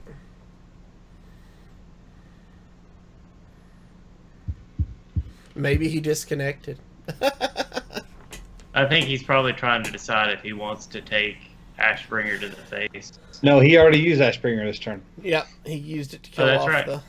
And that's how long this Disconnect. turn's been. He just well meted us. Now he is BMing to the nth degree. Yeah. Oh, Hey, top deck Shadow Word Death. All that time, just let our Shadow Word Death work its way to the top. So, like it. Shifting Shade or Yep. Priest of the Feast? Shifting Shade. Shifting Shade. And a Heal Our Face for Heal the Our Face, yeah. Shifting Shade for the Matt at Arms says his Lot Lord's not golden. What a pleb. I just don't understand this level of BM at rank 20. Oh, you just don't spend enough time down here. I guess not. I just don't understand. At this stage, it should all be about just having fun, because if you're at rank 20 consistently, then you're not getting above 50% win rate. Of course, it is first of the month. I was going to say, they take it pretty seriously down here. How long has it been since you've been 20? I started out 19 and I fell to 20 this month because I didn't get very high. This is the first time I have in like over a year. I think last time I was 20. Turn 10, what are we doing here, guys? Well, it depends on what we draw. Yeah. When we get to draw it. I do like not overcommitting the board so that if he does get a Bluegill Warrior, he takes it to face and doesn't sacrifice it so we can take it with Cabal Shadow Priest. The problem is taking it, he'll still get it off of his any fins. Excavate. Oh, and look at that. Yeah, but that's the second war leader we're killing. Of course, we haven't seen any bluegills yet. Right. I think we throw out the Acolyte of Pain. I think we throw out Deathwing. You know what? Go for it. I'm totally okay with that. He's got to think we've got a handful of dragons, right? Yes. Now we emote greetings.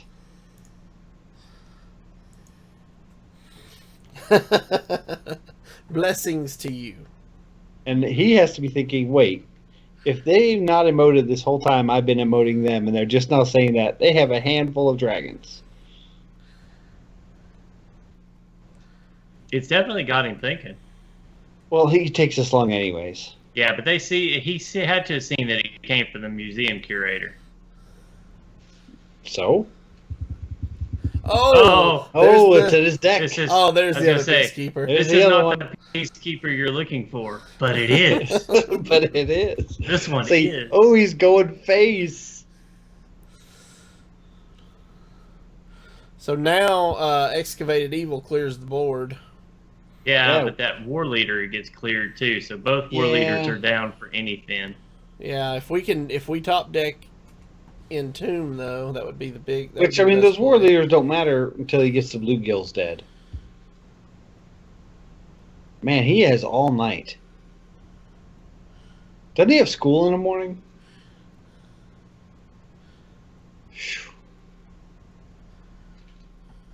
Well met. Well met.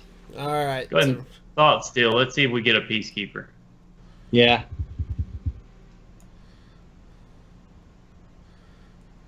Get a Doomsayer. Ooh. Well, the Excavated Evil allows us Solemn Vigil when we overdraw. Yeah. If we Excavate Evil and then finish off Barnes and then Doomsayer, then we can also Solemn Vigil. That'll put us at 9 cards in hand. Do it. So Excavated Evil first? Yep.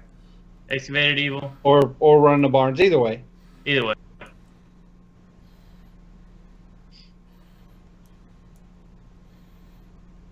And then you said Doomsayer? Solemn Vigil.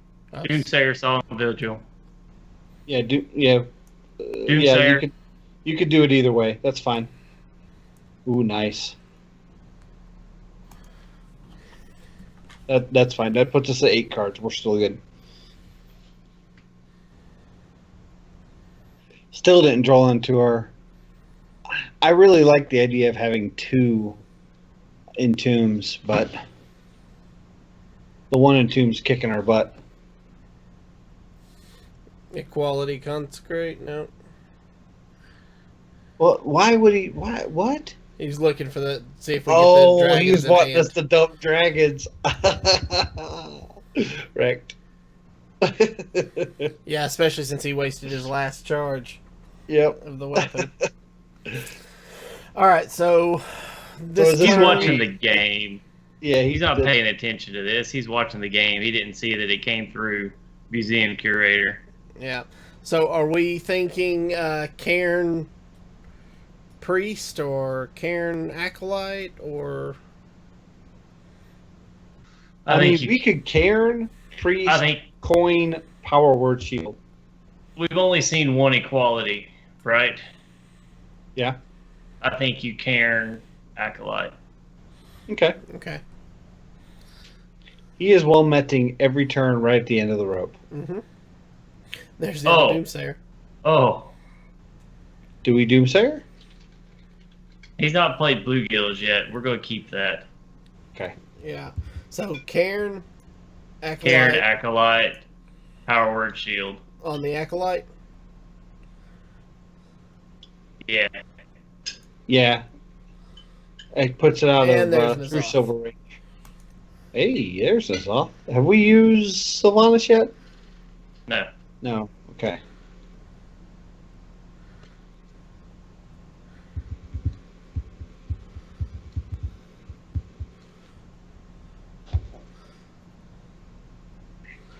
Okay. So Matt and Nibble said we should have Doomsayered again. Eh.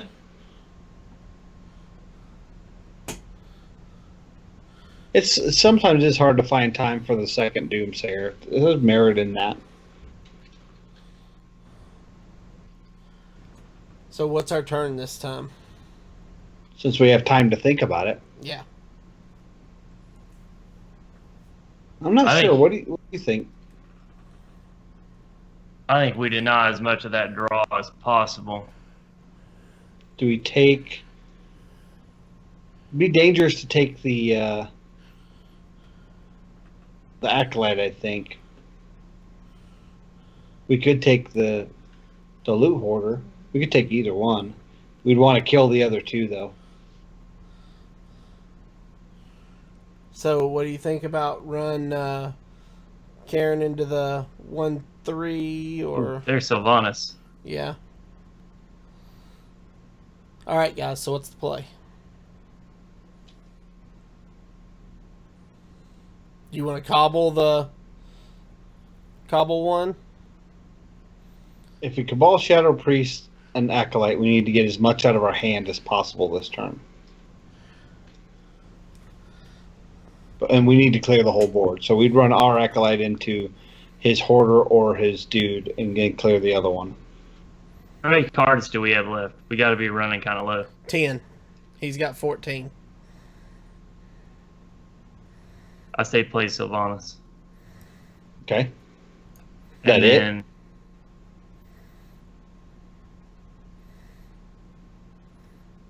go ahead and clear the Acolyte with Cairn, Cairn. and then clear his Loot Hoarder with our Acolyte? Yeah, so we get one card draw. He'll get two. There's our True Heart. Heal our face. Yeah. Like that. Now, he's going to have Forbidden Healings in his deck. He's not had to use one yet. Well, he might not, because I guess we've seen most of the control aspect of. Oh, he's got the Got excavated. our Evil. excavated. It's just Good. fine. Which kills Cairn, which means we can bring him back Yep. now with N'Zoth. And it doesn't kill Sylvanas. But we've not seen the other. Ooh, There we go. He double giving those cards back to Yeah, us. we've not So he's seen 11, the we're other at 10. equality yet. So he's probably saving Right. the equality consecrate for N'Zoth. He's trying to bait us into N'Zoth. Yeah. Yep. I like the Justicar this turn. Heal up Cairn. And maybe just throw down the value Wild Pyro. I don't think we're going to get a lot of value out of Wild Pyro at this point. I'm good with that play. I don't even think that. I think we heal our face, throw down Justicar, and then heal Bane. Yeah. Okay. That makes, we're on 10. Yeah, that makes as much sense, if not more. Man, he is just Epic levels of BM. Did his mom buy the wrong Hot Pockets? Did they not have his Tostina pizza rolls in stock? He's upset about something. He's just trying to get us to concede, or he's watching the game and just kind of playing this on his phone. Did they make So him Nibble wear a says cup we and should gym play the class? priest as well to try, or we should have played the priest as well to try to draw out the Yeah, last it's last equality. I thought about that, but I think we still have a turn to do that. I do. I think and this baits I out think, the equality just as well. I was going to say, I think we're presenting enough damage that he's going to have to do something. Yeah. So he's Oh wow. digging. He is. That is a full value solemn vigil. There's the Peacekeeper Doomsayer. He's setting up. He's setting up for anything next turn, but he doesn't have any of his charge Murlocs. Right. We've only seen the 2 war leaders.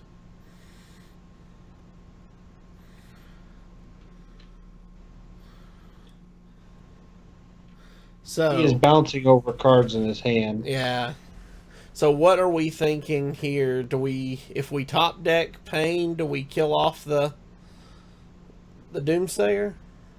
If you top deck it, I think right now the play probably needs to be Bob Pyro, Holy Nova.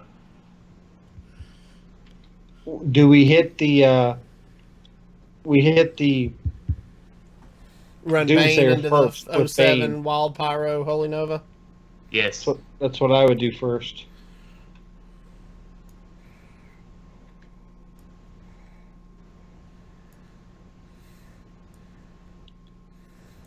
Holy Nova. How many cards we got in our hand? We're at 8. What do you think of Thought Steal to see what else he has left in his deck? I think the thought was still here. That puts us at 9. Is that right? Yeah, 9 Yeah, cards. We got a Bluegill and an Ivory Knot. We got to be careful with that because we don't want to give him an extra bluegill on the stack.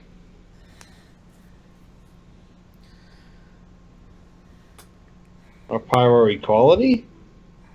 Solemn Vigil. Wow. He's down to 5 cards in his deck. Bluegill to kill off the 4/2. So he has 1 bluegill on the stack.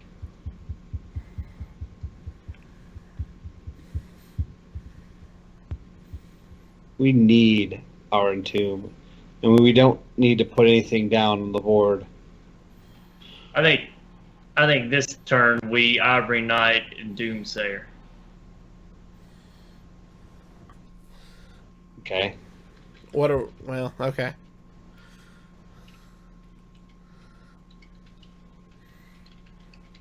And it's valid. I mean, I like it. Man at Arms says never play the Bluegill. Oh no, it's good. Yeah, I would never play the bluegill. Yeah. Unless, of course, we Ivory Knot and get anything can happen. We won't because we'll only discover pre-spells. Oh, really? Oh, okay. Yeah. Yep. Discover a spell so you get your class. Yeah, so play the Ivory Knight to give us a spell and play the Doomsayer. That way he can't. Master Spell? Your favorite card? I like Master Spell. Because if he...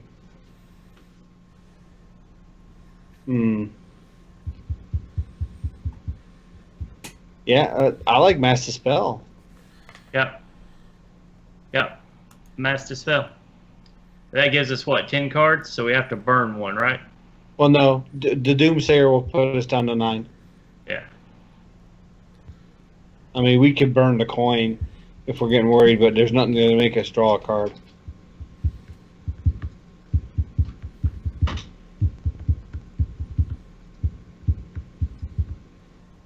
Now he needs to soften us up so we're within damage. Because right now his bluegill is 6 damage. Yeah. So now he's trying to soften us up.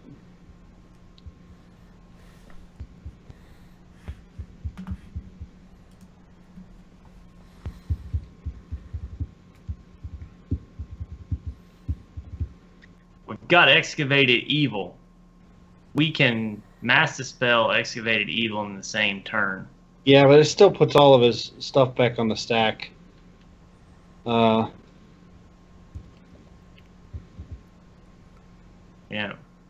Again, he's trying to soften us up to a point that he can. He is just BMing like crazy. Glad he's our last match of the night. Yeah, Avanti's is much more patient than I would have been. I would have already squelched him.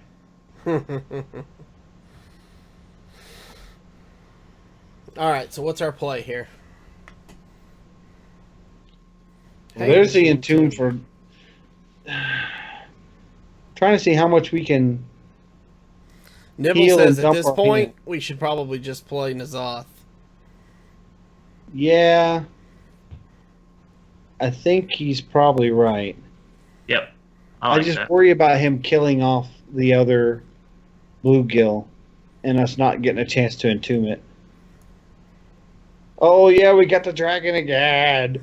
I forgot about that. Yeah, because we present lethal on the board right now. Nibble Yeah, says, he has to "No, clear I'm it." wrong. No." He was trolling us. He only trolled himself. Now wait a minute. Both of his pyros are gone now, Both of his pyros are gone. but he has one equality, so he he probably can't still has an equality pyro, equality consecrate. but he can equality consecrate. Okay, he still has one to consecrate. Has he not used both the consecrates? No. I know he hasn't used both equalities. I know that.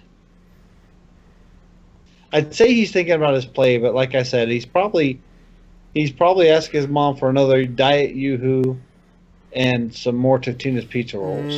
Diet Yoo-hoo. Yoo-Hoo? Yeah, it's horrible. Why would he hit that? Does he just have consecrate? There's the wild pyro. Consecrate. Wait, there was another. But see, he doesn't have the equality. Then No. he's giving. That doesn't make sense because that means the wild pyro doesn't go off. I don't know what he meant to do. He just didn't lost have the it. game. He didn't played have the it. wrong card. No, he thought it would kill the board before it did the trade with Sylvanas, but the consecrate killed Sylvanas before the wild pyromancer came over. So he outplayed himself. If he hadn't have hit the Sylvanas with the True Silver. What he wanted to do, yeah, if he wouldn't have traded, but he wouldn't have killed the Sylvanas either. So what I he think should have done was consecrate, let the pyro go off, then hit with the True Silver.